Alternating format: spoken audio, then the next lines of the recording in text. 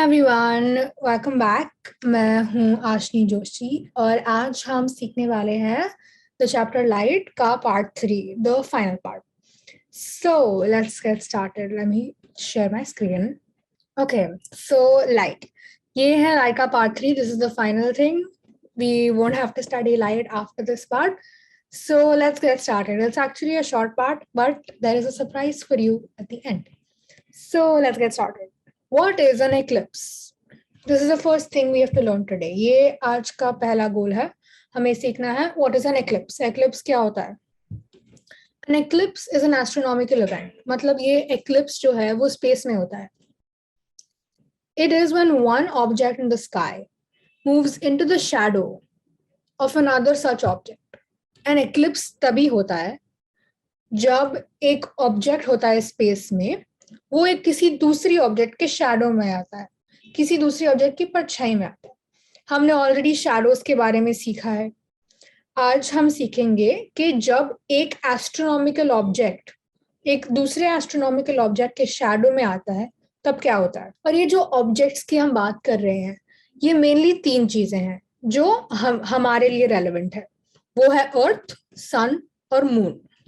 When an eclipse happens, जब एक eclipse होता है, it makes a type of a syzygy.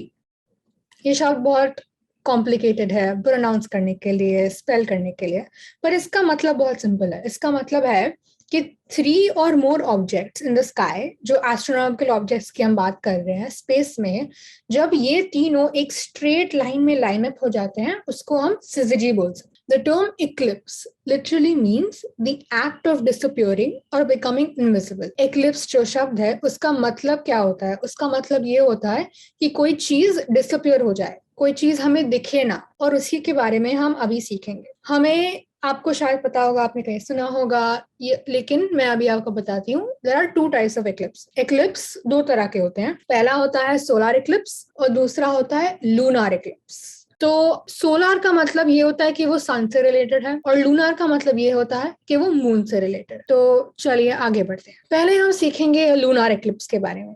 तो लूनार इक्लिप्स क्या होता है? लूनार इक्लिप्स कभी अकर करता है। Lunar Eclipse occurs when the earth comes in between the sun and the moon and casts its shadow on the moon. इसे एक बार वापस पढ़ते हैं।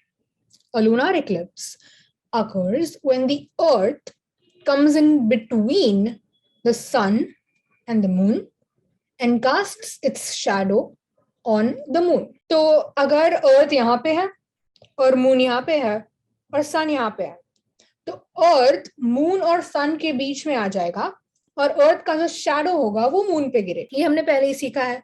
अर्थ का सोर्स ऑफ लाइट है सन। सन इधर से लाइट दे रहा है, इधर अर्थ है, और अर्थ सन की लाइट को ब्लॉक कर रहा है मून के लिए।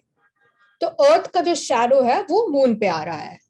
This can only occur when the sun, earth and moon are exactly और very closely aligned in syzygy, with earth between the other two, and only on the night of a full moon.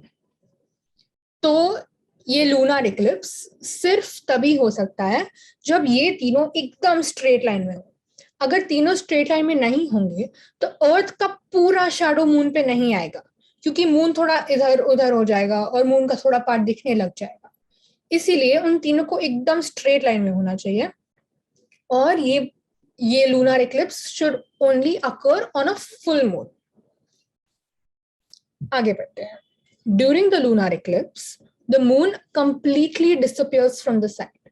Moon हमें जरा भी नहीं दिखता थोड़ी period के लिए in a certain area. हमको मून कंप्लीटली डिसअपियर हो जाता है, कंप्लीटली हमको दिखता ही नहीं है moon. The moon then enters a region called penumbra and then finally emerges out of the shadow of the earth. चलिए इसे वापस देखते हैं। जब भी हमें मून बिल्कुल भी नहीं दिखेगा तभी मून एक रीजन में होगा, स्पेस में मून एक रीजन में होगा जिसका नाम है अम्ब्रा। अगर आप डायग्राम देख रहे हैं तो जहां पे मेरा कर्सर है वहां पे अम्ब्रा वाला रीजन है। वहां पे अर्थ का पूरा शैडो मून पे आ रहा है और सन की सारी लाइट को ब्लॉक कर रहा है।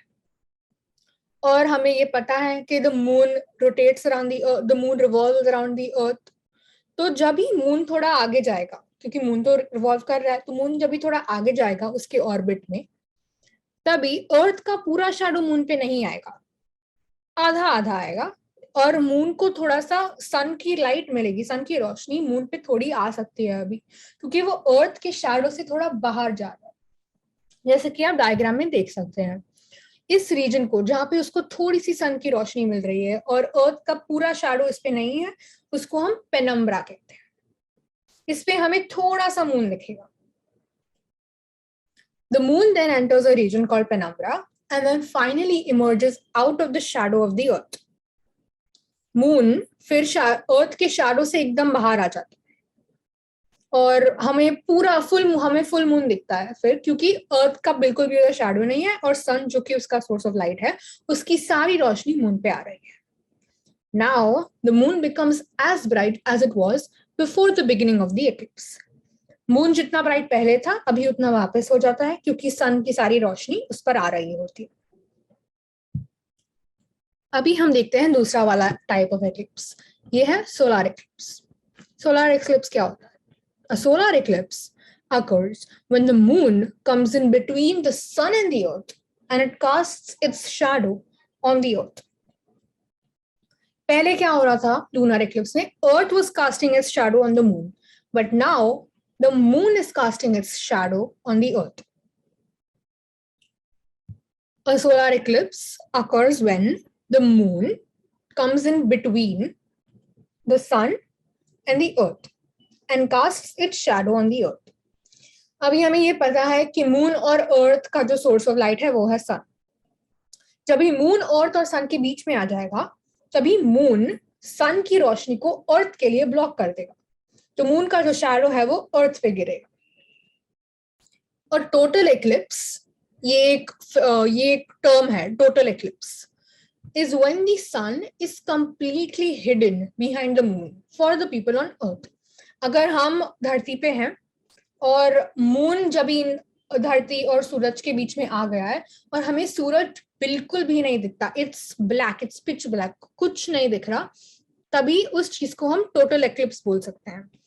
और ये नोट करना जरूरी है कि ये जो टोटल एक्लिप्स है वो सिर्फ अर्थ के एक स्पेसिफिक रीजन में होता है, एक स्पेसिफिक जगह में होता है, पूरे अर्थ पर ऐसा नहीं होगा। The dark shadow of the moon covers the very bright surface of the sun. अभी मैंने बोला कि ये जो टोटल एक्लिप्स है वो सिर्फ एक पार्ट पे होता है और एक पार्ट ऑन दी अर्थ पे होता है, तो बाकी के पार्ट पे क्या होता है? बाकी के पार्ट पे होता है पार्शियल एक्लिप्स। अभी ये नोट करना जरूरी है, देखो ये जो पार्ट है, अगर आपको मेरा कर्सर दिख रहा है, जो दूसरा साइड ऑफ द अर्थ है वहां पे तो सूरज की रोशनी वैसे भी नहीं आएगी क्योंकि वहां पे रात है, पर जहां पे दिन है, ये दूसरा वाला हाफ, उसके एक रीजन में टोटल एक्लिप्स है। तो बाकी के रीजन में क्या है? बाकी के रीजन में है पार्शियल एक्लिप्स। पार्शियल एक्लिप्स क्या होता है? A partial eclipse is when the moon is not exactly between the sun and the earth, so it does not hide the sun completely. This can usually be seen from a large part of the earth. अभी क्योंकि moon का जो पूरा shadow है वो सिर्फ एक छोटे से पार्ट अर्थ के पार्ट में आएगा, बाकी के पार्ट में मून का थोड़ा सा शैडो तो आएगा, लेकिन इसके साथ साथ सूरज की रोशनी भी उधर पहुंचेगी। तो जैसे सूरज की रोशनी उधर पहुंचेगी लेकिन थोड़ी सी कवर होके पहुंचेगी क्योंकि मून का शैडो भी है, तो उसको हम पार्शियल एक्लिप्स बोलते हैं। Most of the part of the earth पे पार्शियल एक्लिप्स ही होता है क्योंकि मून का जो साइज है वो उतना भी बड़ा नहीं है ताकि वो पूरे अर्थ को कवर कर सके।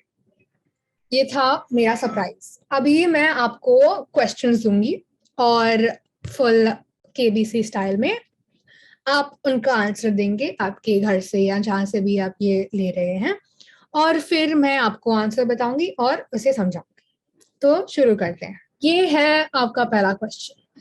ये क्वेश्चन कहता है an example of a natural source of light is, आपके पास चार ऑप्शन है। नेचुरल सोर्स ऑफ लाइट क्या होता है? इन चारों में से कोई एक करेक्ट है। मैं आपको ये चारों ऑप्शन बताती हूँ। पहला है सन, सूरज। Second one a candle flame. Third electric lamp. Fourth kerosene lamp.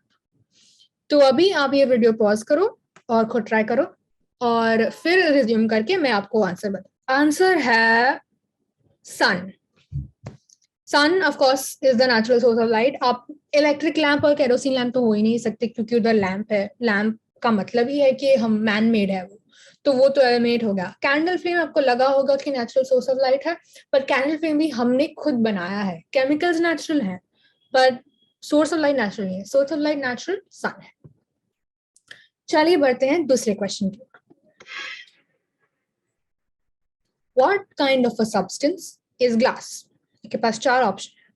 पहला ऑप्शन ओपेक, दूसरा ऑप्शन ट्रांसपेरेंट, तीसरा option translucent, fourth option none of the above. खुद ट्राई करिए. ओपेक, ट्रांसपेरेंट, ट्रांसलूसेंट ये लाइट पार्ट 2 में मैंने कवर किया था. अगर आपने लाइट पार्ट 2 नहीं देखा तो आप जाके लाइट पार्ट 2 देखिए, वरना अगर आपने देखा है तो इस सवाल का जवाब आपको आता है. अगर आपने अब तक पॉज करके आंसर कर लिया है तो आंसर है ट्रांसपेरेंट. छोटा सा रिकैप. ट्रांसपेरेंट सब्सटेंस में हम सब कुछ देख सकते हैं दूसरी ओर. ओपेक सब्सटेंस में हम कुछ नहीं देख सकते और ट्रांसलूसेंट सब्सटेंस में हम पार्शियली देख सकते हैं. अभी हमको पता है कि ग्लास में हम सब कुछ देख सकते हैं दूसरी ओर, तो glass is a transparent substance. आप कंफ्यूज मत हो जाइए ट्रांसपेरेंट और ट्रांसलूसेंट में.